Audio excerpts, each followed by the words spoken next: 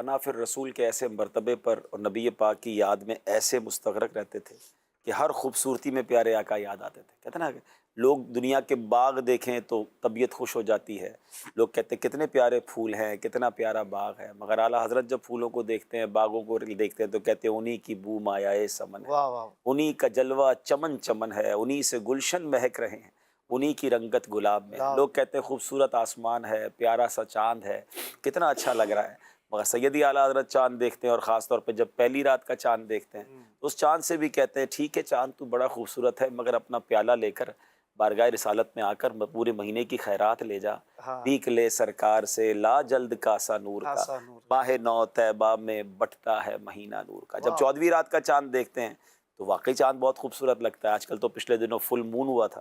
اعلیٰ حضرت کہتے ہیں چاند پر داغ بھی تو ہے نا. کہتے ہیں چاند تجھ سے غلطی ہو گئی، نبی پاک تیرے قریب سے ہی گزرے تھے معراج کی رات، ان کے قدموں کی خاک اٹھا لیتا، چہرے پہ مل لیتا، تیرے داغ دھل جانے تھے. ستم کیا کیسی مت کٹی تھی، کمر وہ خاک ان کے رہ گزر کی، اٹھانا لایا کہ ملتے ملتے یہ داغ سب دیکھنا بٹے تھے.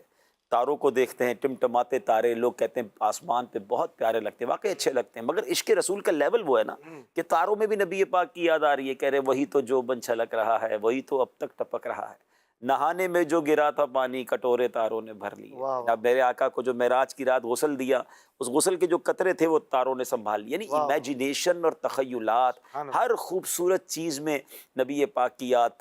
پھولوں میں مہک آ رہی ہے تو کہہ رہے کیا مدینے سے صبا آئی کہ پھولوں میں ہے آج، کچھ نئی بو بینی بھینی پیاری پیاری واہ واہ. تو واہ. یہ بھی ایک درس ہے نا سبحان.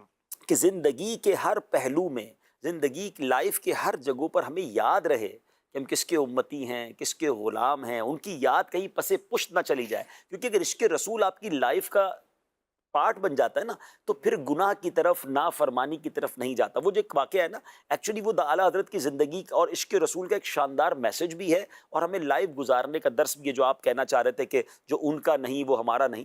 اعلیٰ حضرت امام اہل سنت کے پاس کچھ لوگ آئے تھے، بڑا مشہور واقعہ ہے. قریبی کی ریاست نان پارا کے نواب کے لیے قصیدہ لکھوانے کے لیے، بڑے بڑے نواب ہوتے تھے، اپنی شان میں قصیدے لکھواتے تھے، جو لکھتا تھا اس کو انعام دیتے تھے. اعلیٰ حضرت اس زمانے بھی بڑے مشہور شاعر تھے. تو کچھ لوگ گئے کہ حضور آپ کے بھی کچھ کام کاج اٹک جاتے ہیں بعض اوقات مالی معاملات کی وجہ سے، تو کیوں نہ آپ ایک نواب کا قصیدہ لکھ دیں، اتنے سارے تو آپ کلام لکھتے ہی ہیں، وہ آپ تو فرسٹ ہی آنے ہیں، انعام بڑا مل جائے گا. اعلیٰ حضرت نے قلم اٹھایا. ہو سکتا ہے اس زمانے کے لوگوں نے سوچا ہو کہ بھائی یہ تو سب کو پیچھے چھوڑ دیں گے، ون آف دا بیسٹ قصیدہ لکھیں گے اور نواب صاحب خوش ہو جائیں گے. No doubt one of the best قصیدہ ہی لکھا، بلکہ شاہکار قصیدہ لکھا، مگر کسی نواب کی شان میں نہیں، اپنے آقا کی شان میں. سبحان اور اللہ. کمال کیا اشفاق بھائی، آپ تو ماشاءاللہ اس کلام کو کئی بار پڑھ چکے ہیں، ہمیں بتاتے بھی ہیں. وہ کمال حسن حضور ہے کہ گمان نقص جہاں نہیں، یہی پھول خار سے دور ہے، یہی شمع ہے کہ دھواں نہیں. دھواں. ہمارا چونکہ یہ سلسلہ اشعار کی تشریح نہیں ہے ورنہ لمبی ہو جائے گی، لیکن اس کلام کا جو مقطع ہے نا، کروں مدح اہل دول رضا پڑے اس بلا میں میری بلا، میں گدا ہوں اپنے کریم کا، میرا دین پا رہا نہ نہیں. یعنی یہ اعلیٰ حضرت نے گویا اپنی زندگی کا اور عشق رسول کرنے والوں کو ایک شاندار سبق دے دیا کہ میں اپنے نبی کا گدا ہوں، اپنے نبی کا امتی ہوں. میرا دین روٹی کا ٹکڑا نہیں ہے کہ چند پیسوں کے لیے کسی نواب کی ثنا کر کے اس کی شان بیان کر کے پیسے لے لوں. یہ ایک ایکچولی ایک واقعہ ضرور ہے، مگر یہ پوری زندگی کا گزارنے کا ایک پراسپیکٹس دے دیا آپ نے کہ جب بھی تمہارے سامنے کوئی معاملہ آئے، چاہے کاروبار میں معاملہ آئے، چاہے خاندان کے کسی فنکشن میں کوئی معاملہ آئے، چاہے زندگی کے معاملات کے اندر کوئی معاملہ آئے، یہ چیک کرو کہ یہ کام اللہ اور اس کے رسول کی نافرمانی تو نہیں. بندہ کہتا ہے یار سب کرتے ہیں، کرنا پڑے گا، خاندان والوں کو خوش کرنے کے لیے کرنا پڑے گا، اتنی اچھی ڈیل ہے کہ ڈیل کرنی پڑے گی. وہاں یہ الفاظ اللہ کرے دل میں جگمگائیں کہ میں گدا ہوں اپنے کریم کا، میرا دین پا رہا ہے نہ نہیں، میرا دین روٹی کا ٹکڑا نہیں ہے کہ میں چند سکوں کی خاطر دین کو بیچ دوں. لوگ کمپرومائز کرنے لگ گئے ہیں. لوگ کہتے ہیں یار کیا کریں جناب، یہ اس معاشرے میں رہنے کے لیے کرنا پڑتا ہے. ابھی پچھلے دنوں میں یورپ میں تھا تو وہاں لوگ یہی بات کر رہے تھے کہ جناب اس معاشرے میں تو بہت مشکل ہے دین پر عمل کرنا. تو ہم نے کہا بھائی آپ کہتے ہیں مشکل ہے، ہم بھی مانتے ہیں، مگر کیا آپ کے ملک میں، آپ کے شہر میں داڑھی والے، امامے والے، تہجد گزار، سنتوں پر عمل کرنے والے، خواتین پردہ کرنے والی نہیں ہیں؟ وہ بھی تو یہ رہتے ہیں.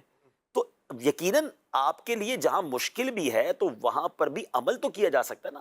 وہاں یہ فیصلہ کرنا ہوگا میں گدا ہوں اپنے کریم کا، میرا دین پا رہا ہے نہ نہیں، میں جہاں بھی دنیا میں ہوں اپنے آقا کا امتی ہوں، تو پھر انشاءاللہ زندگی آسان. سبحان اللہ.